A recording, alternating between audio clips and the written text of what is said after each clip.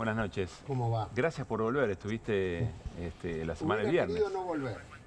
¿Cómo? Si era esta la circunstancia, hubiera querido no volver. Discúlpenme, pero Bueno, está bien, se comprende. la verdad... Déjame hacerte esta pregunta. ¿Cuál era tu vínculo con Francisco? ¿Cómo ¿puedo era decir tu una vínculo? cosa Sí, por complementando al maestro? Porque la estructura de la iglesia es tan profunda, el cambio, que hoy conducen las dos diócesis más importantes decimos, si no son las más importantes, la ciudad de Buenos Aires y en la diócesis de La Plata, dos curas villeros. Sí, es verdad. El obispo García Cuerva, arzobispo de la ciudad de Buenos Aires, y el obispo Carrara en La Plata. Así es. Mirá, si yo vi cuando designaron a García Cuerva arzobispo de la ciudad de Buenos Aires, te juro que había curas y párrocos y cosas, se tiraban por un tobogán porque no podían creer. Y primero, muy joven. Claro. Y segundo, un cura villero.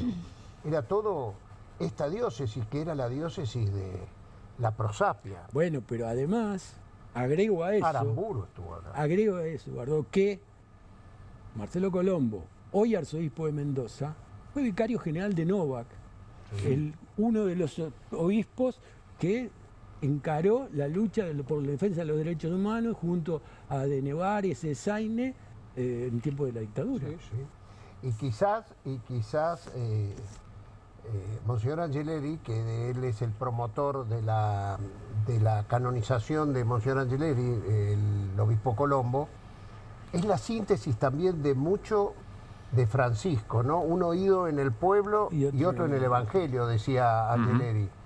Y creo que esa teología fue la que abrevó Francisco en Roma. Yo le decía al padre Bresci siempre, a ver si... ¿Bresci es Córdoba? No, Bresci es Bresci el último que vive de los fundadores del movimiento sacerdote del Tercer Mundo, contemporáneo del padre Mujica.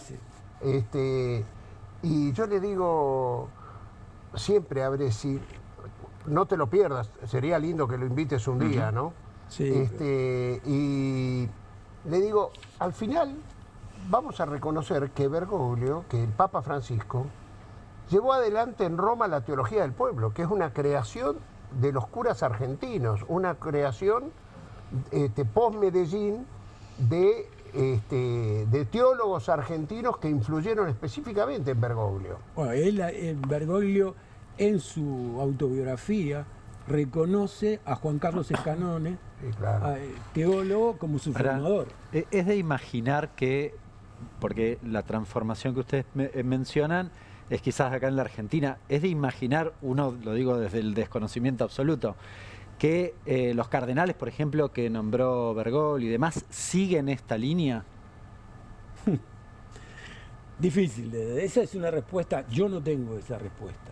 A ver. La vamos a tener en 14 días Digo, aproximadamente. yo no tengo esa respuesta porque efectivamente, vos decís, bueno, el mecanismo de elección de la Iglesia es un mecanismo donde se sugieren nombres, la última palabra la tiene el Papa, pero son los que hay. Y cada uno de esos cardenales además son hijos de su cultura, de su pueblo, de sus miradas, y no todas coinciden con la mirada de Bergoglio. Eduardo, ¿cómo caracterizarías tu relación con Francisco? Yo voy a decir, vos sos una persona muy importante en la relación que Francisco ha tenido con distintas figuras de la política, de la referencia social, de la política argentina. Generaste puentes, abriste puertas. Yo voy a decir que a mí me acercó a Francisco, a Monseñor Bergoglio, Alicia Oliveira, que es una de las fundadoras del Centro de Estudios Legales y Sociales. Le mando un beso a María José, su hija, que me acaba de escribir, que está muy triste, ¿no? María José Sarrabeirús. Y fue en un momento donde yo no sabía quién era este tal Bergoglio, acababa de asumir como arzobispo de Buenos Aires, y Cavallo y Menem habían decidido lanzar un proyecto que se llamaba Retiro, que era Puerto Madero 2. Empezaba en el Sheraton, ahí en Retiro, y continuaba hasta la avenida, hasta la calle Salguero, Figueroa Alcorta, hasta la vía. Todo eso, menos la Facultad de Derecho, iban a ser hoteles 6 estrellas. Era el Puerto Madero 2, era ¿Qué molestaba en eso? Estaban comprometidas todas las grandes cadenas internacionales de hotelería. ¿Y qué molestaba? La Villa 31. Claro. Que claro, vos no ibas a hacer terrible inversión y que miraran de ahí. Entonces, me vino a ver un empresario que me dice, mirá, quiero saber si va en serio esos títulos que dio Menem. Menem les había dado un título en un programa que se llamaba Arraigo a los actuales poseedores de tierras que tenían una casita construida en cada barrio. Y ese título los vecinos lo tomaron y los empresarios querían saber si con ese título podían comprar ellos ese terreno, por supuesto, por 2 pesos. La necesidad de los actuales poseedores era mucha y lo podían vender por 2 pesos. Pero lo cierto es que iban a quedar en la calle, no tenían viviendas. Yo dije, ¿cómo podemos parar esto?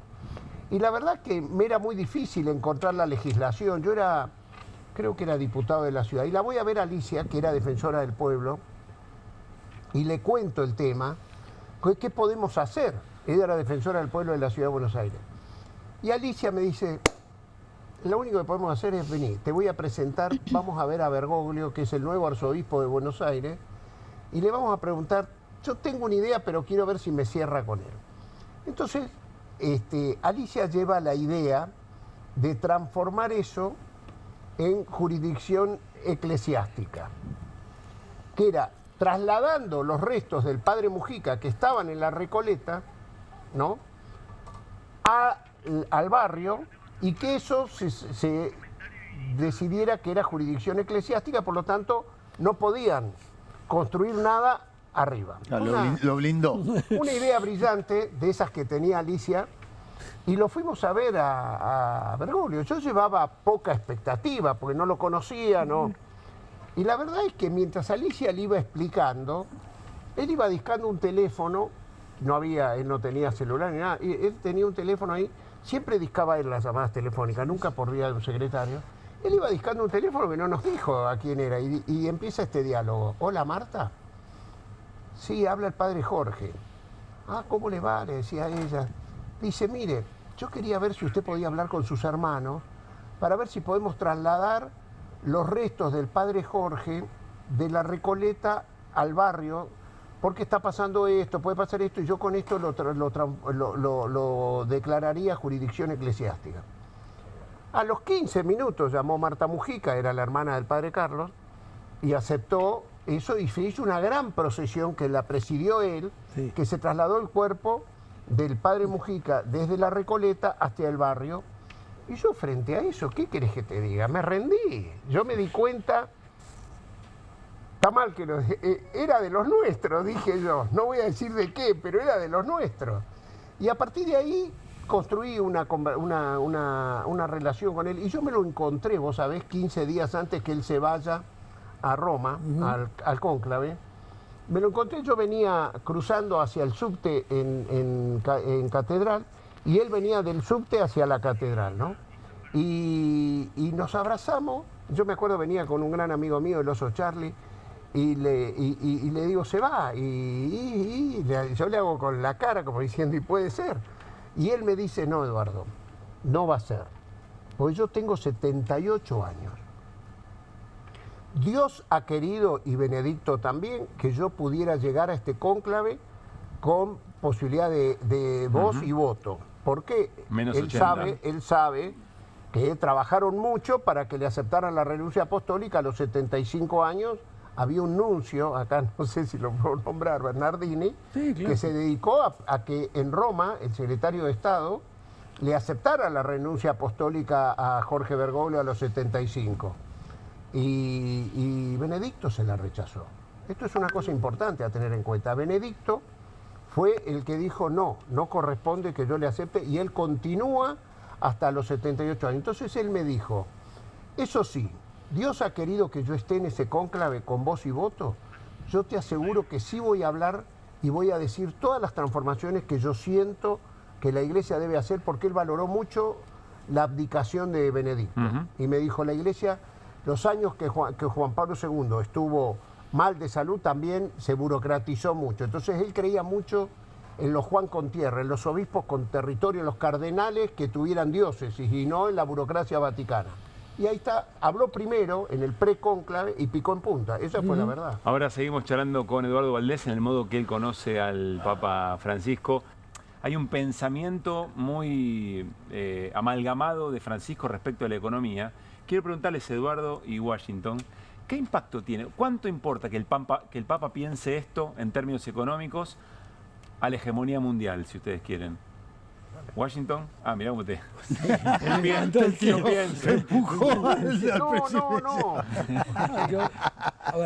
Yo creo que hay que mirar en los contextos. ¿Sí? Lo que el Papa dice, lo que el Papa ha dicho, no lo dicen otros líderes mundiales. No lo dicen. Es más, Eduardo se debe acordar de quién es. Una semana, 10 días después de ser electo Papa, lo llama a Oscar Rodríguez Madariaga. Oscar Rodríguez Madariaga es hoy un obispo hondureño, un cardenal hondureño. Una de las tareas que le encargó fue: vos vas por los organismos internacionales a discutir la eliminación de la deuda externa de los países pobres. Encargó un obispo para que haga esa tarea. Un cardenal. Un cardenal. El que era el coordinador del equipo. Claro, de un cardenales. coordinador de su equipo de asesores. Le dice, Sí. que además es economista. Tranco. Salesiano Una como cosa yo. tranquila. Claro. Arrancó despacio. Como yo. Arrancó tranquilo. Salesiano como Monseñor de Nevada y como yo. Pero digamos, lo encarga de eso. Y además, uno puede revisar las informaciones sobre lo que el Papa conversó con los jefes de Estado. Y lo que conversaba con los jefes de Estado, todos estos temas estaban ahí. Entonces, ¿cuánta incidencia tiene? Es difícil de decirlo, pero que se lo metió en la agenda todo el tiempo y que se lo metió en la agenda con el poder simbólico de ser el pontífice de la Iglesia Católica. Digamos, a mí eso no me parece menor. Eduardo. Un día hablando con el Papa sobre esta cuestión que vos planteás, el capitalismo, el no capitalismo, él me contó, y yo me puse a estudiarlo, que la Iglesia, el Papa fundamentalmente estaba en contra de la usura, de lo que hoy, esa palabra, viste, financiero, es la usura. La creación de riqueza financiera, digamos. Exactamente. El carry trade, ponele. Me mostró, por supuesto, Sí. me mostró que la Iglesia tenía una encíclica contra la usura, cosa que yo no sabía. En el siglo XVII, el Papa Lambertini, que fue Benedicto XIV, dicta una encíclica contra la usura. Lo que pasa que después las influencias cardenalicias con banqueros y todo lo demás fueron cambiando conceptos que no son los verdaderos. Vos, por ejemplo, ¿sabés qué quiere decir limosna? A ver. ¿Qué es limosna para ustedes? Dar lo que sobra, ¿sí o no? ¿Saben qué significa en arameo cuando se instala la palabra, y por eso se habla tanto en la Biblia, reparar la injusticia? Mirá si tuvieron influencia los usureros que cambiaron el sentido de las palabras. Cuando la Biblia o el Evangelio habla de la limosna, está hablando de reparar la injusticia, no de lo que significa hoy, que es dar lo que sobra. Y Bergoglio, perdón, y Francisco era la voz en esa reparación en términos de Por supuesto. la interpretación de lo que decía el Evangelio. Bueno, el líder de la batalla cultural, o un Así líder es. en la batalla cultural. O sea que yo justo mi primer encuentro con él como Papa fue un día antes que él viajara a Lampedusa. Mirá. Estábamos con Alicia Oliveira y él había pedido que le llevemos familiares de víctimas de AMIA. Esto es por ahí, por el 11 de julio, por esa fecha. El 18 era el aniversario del atentado Claro. AMIA. Y él quería abrazarlos, porque no iba a estar en Buenos Aires. Creo que era el 19 aniversario.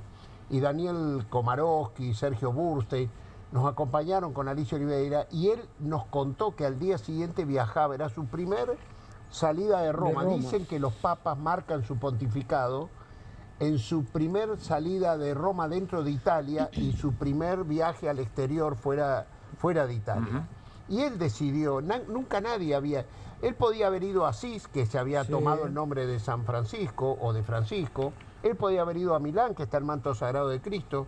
No, él tomó la decisión de ir a Lampedusa, donde visibilizaba el drama que Europa miraba para otro lado. Vos no sabés cómo hizo crack ese día la imagen de Francisco en los sectores más progres de la sociedad italiana. Por ejemplo, mirá, yo Sí, mientras ustedes todos con esa hablaban, decisión se mostraba Giovanni Sartori, el politólogo que acá la progresía amaba y que dice, tildó de farsante al Papa Francisco, porque había mostrado lo que se hacía con los refugiados a quienes denominaban migrantes, y el Mediterráneo se había transformado en un cementerio.